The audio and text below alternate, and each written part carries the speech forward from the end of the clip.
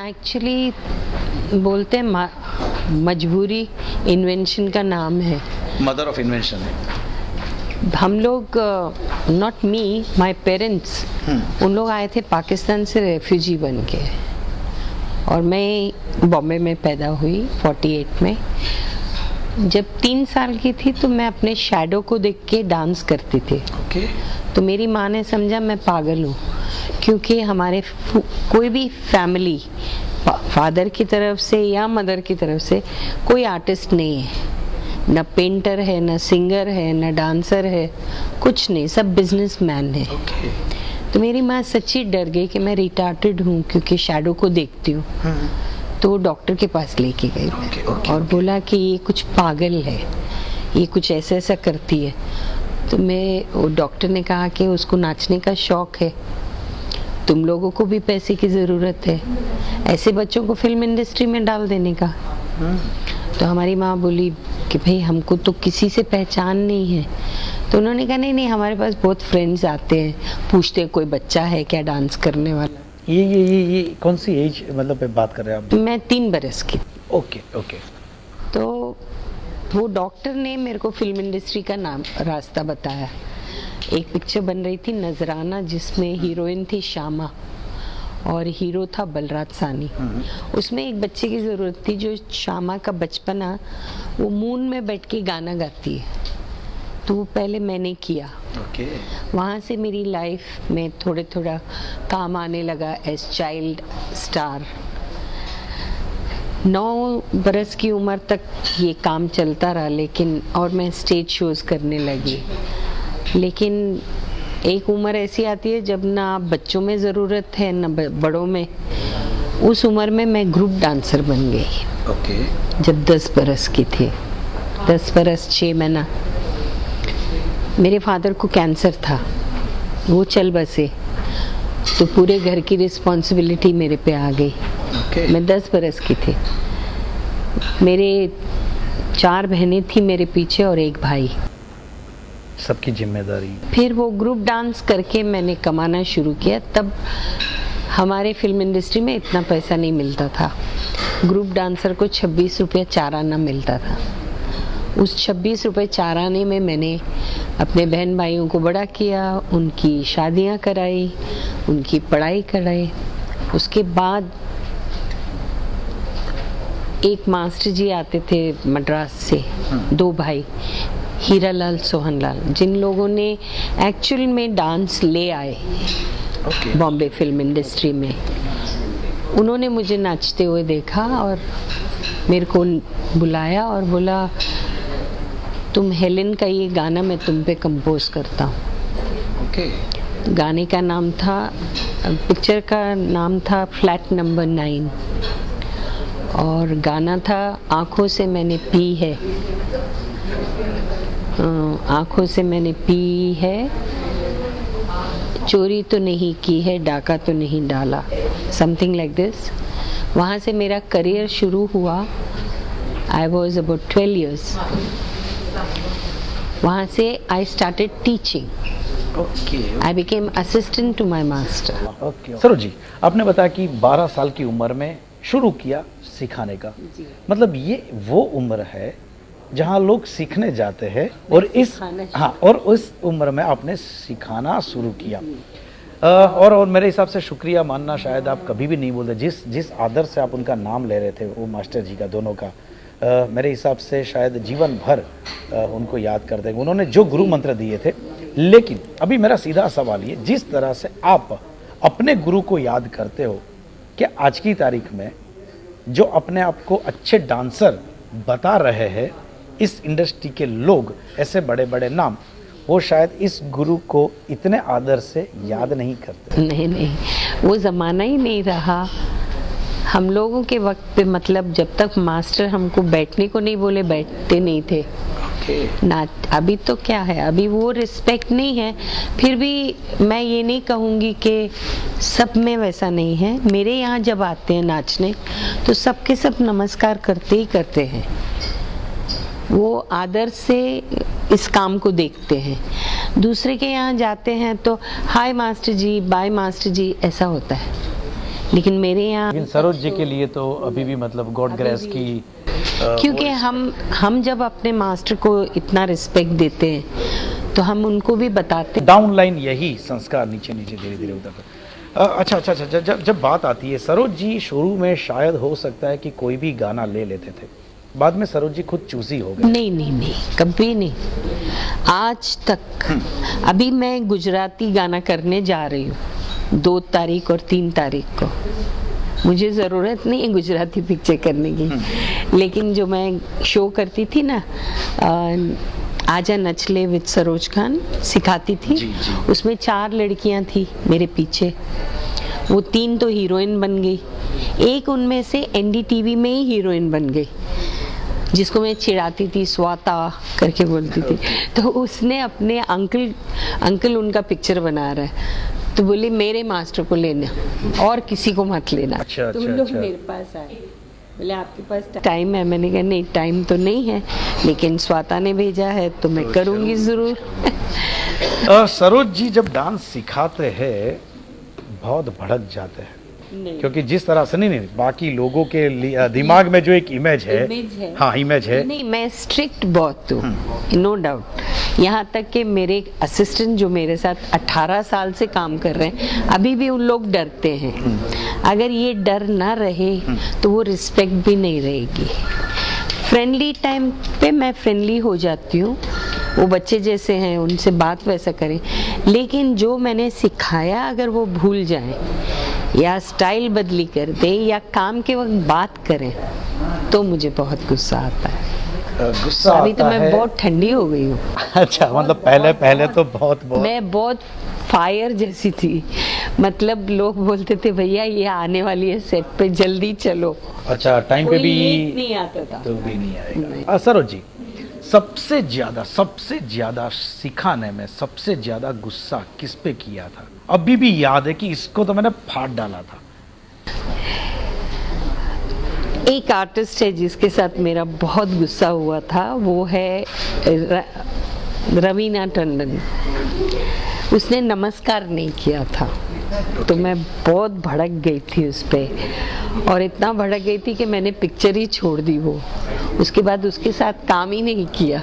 बहुत अच्छे दोस्त हैं, गले मिलते हैं जब मिलते हैं, लेकिन काम नहीं किया उसके साथ। डांस के बारे में कई बार होता है, गुरु होता है, उसका एक फेवरेट शिष्य भी होता है, एक चेला होता है कि वो जो चेला आएगा ना तो शायद बाकी लोगों को 100% गुरु सिखाता है, लेकिन उस अपने फेवरेट चेले को शायद 150% सिखाता है। फेवरेट कौन है सरोज जी की? आर्टिस्टों में अगर कोई पूछेंगे तो सब, मतलब दुनिया को मालूम है कि माधुरी दीक्षित मेरी फेवरेट, क्योंकि उसने कभी काम से चोरी नहीं की, कभी लेजी नहीं हुई काम पे, जो बताया उतना किया। कभी ऐसा भी नहीं बोला कि मास्टर जी ये हाथ मेरा थोड़ा दर्द करता है, इसको सीधा कर दूं क्या? ना, मास्टर जी ने बोला है इतना लुक देना है, इतना ही लुक देना है। कोई कुछ भी बोले उसको, आके डायरेक्टर आके समझाए कि तुम्हारा लुक इधर नहीं इधर आना चाहिए, तो बोले कि मास्टर जी को बोलो, पहले मास्टर जी को कन्विंस करो, फिर जाके मैं करूँगी। Okay. She was that sort of student, क्योंकि उसने कभी अपने आप को हीरोइन नहीं समझा मेरे सामने।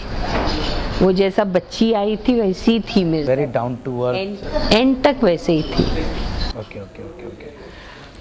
बाकी मेरे फेवरेट्स जो हैं वो मेरे असिस्टेंट्स ही मेरे फेवरेट हैं, क्योंकि उन लोग इतना लेबर करते हैं कि शायद किसी के असिस्टेंट्स इतना लेबर करें। सरोज जी कहीं लगता है कि जिस तरह से लोगों के दिलो दिमाग में डांस आज छाया हुआ है, हिंदुस्तान की जनता की बात कर रहा हूँ, बहुत सारे लोग हैं जो इनका गलत फायदा भी उठाते हैं।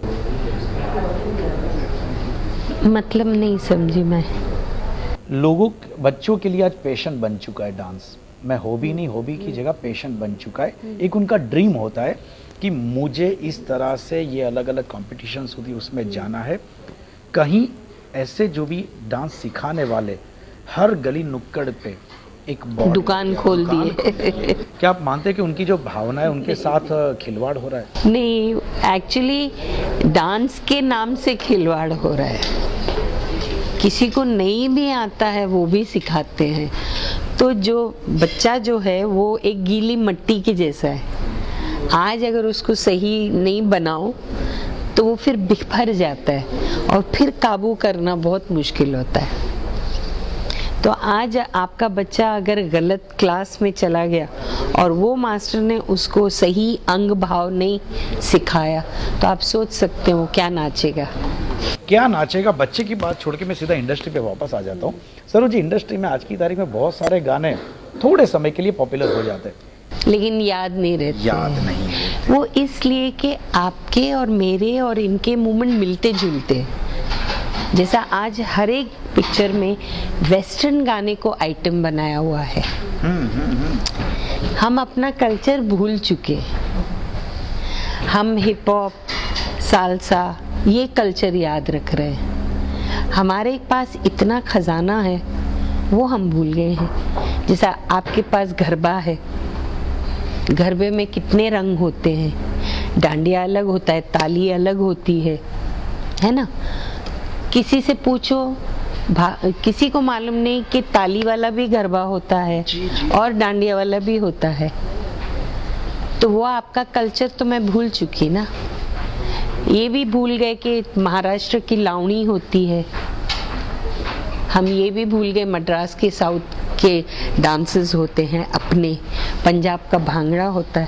पहले ये सब कुछ था हमारी इंडस्ट्री में। शायद उस वजह से जो ये गलतियां रह गई, ये कमी रह गई, उसकी वजह से ये लंबे अरसे तक हमारे दिलो दिमाग में स्थान नहीं लगा। हिंदुस्तान के इतना मतलब जो बेहतरीन गाने, रीच जो था उसको कि हमने छोड़ दिया और उसी गलती की वजह से आज ऐसे गाने नहीं आ रहे जो हमें सुकून पहुंचा सके। आप लिरिक्स आज देख लो, क्या लिरिक्स हैं हमारे पास। आतिया खंडाला, आजा मेरी गाड़ी में बैठ जा, लिखना भूल गए हैं। अभी सिर्फ हम लोग केटर करते हैं पब्लिक के लिए, हम पिक्चर के मूड को भी नहीं देखते। सरोज जी, शायद ये स्टेटमेंट आपका इसलिए तो नहीं क्योंकि इतने सीनियर, इतने सालों से आपने प्रैक्टिस कर लिया, अभी बिल्कुल आराम से एक नाम हो गया सरोज जी का, इसलिए क्रिटिसाइज करना शुरू कर दिया?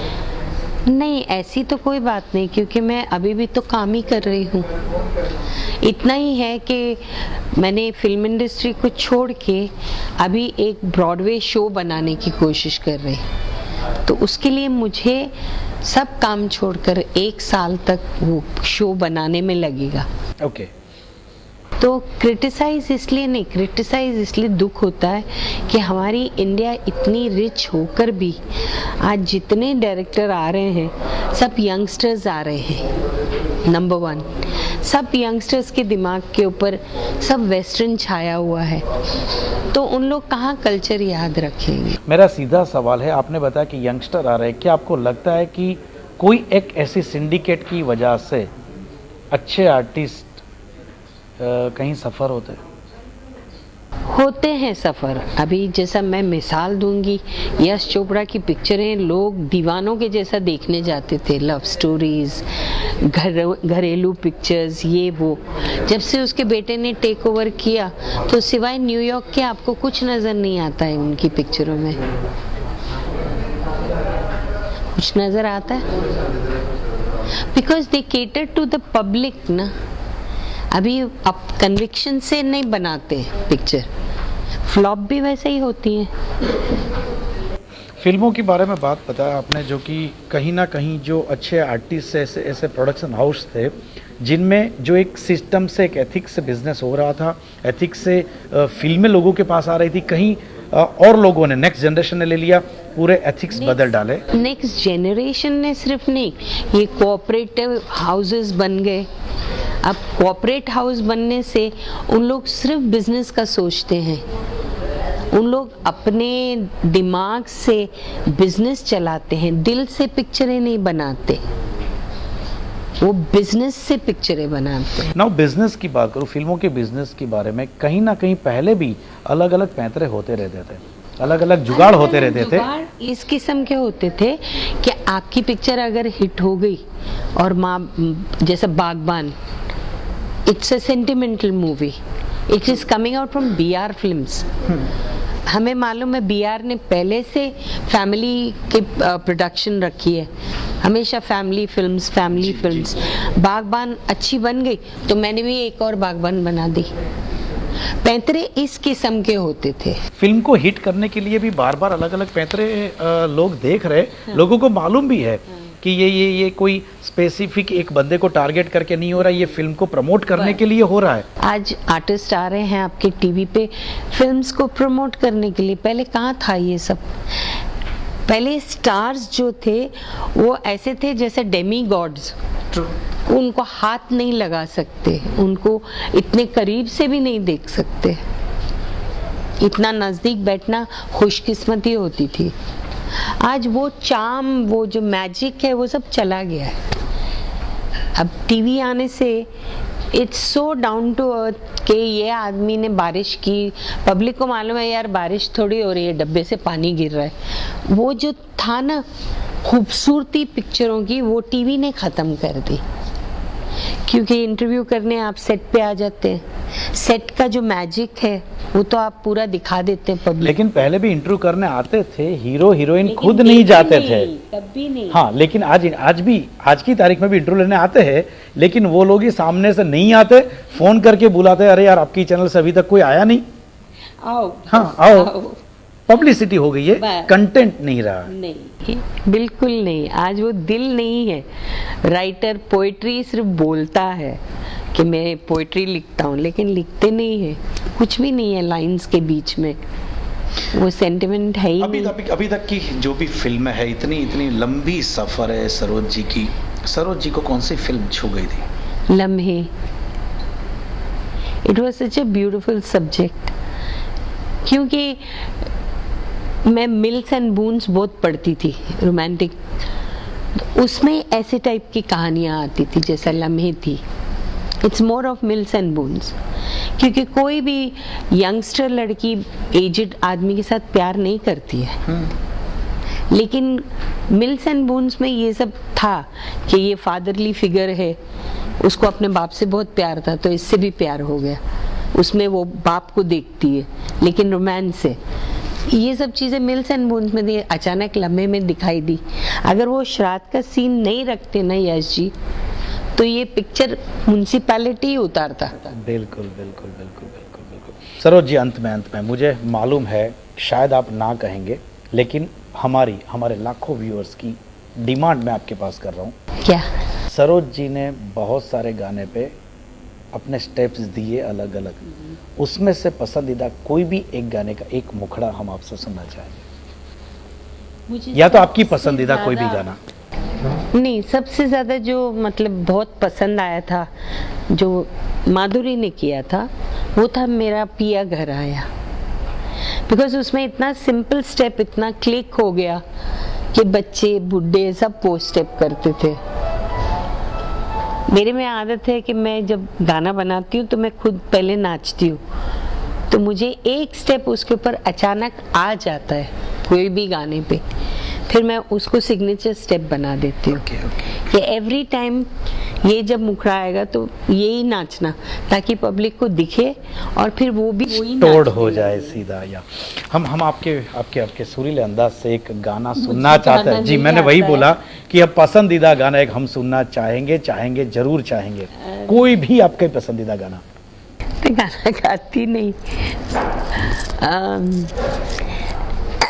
एक गजल है जी, जो मैं तरन्नुम में गा के सुनाती, मुझे गाना नहीं आता। दीवानगी से काम लिया है कभी कभी, दीवानगी से काम लिया है कभी कभी, ऐसे में उनका नाम लिया है कभी कभी। Thank you very much Saroj ji, thank you very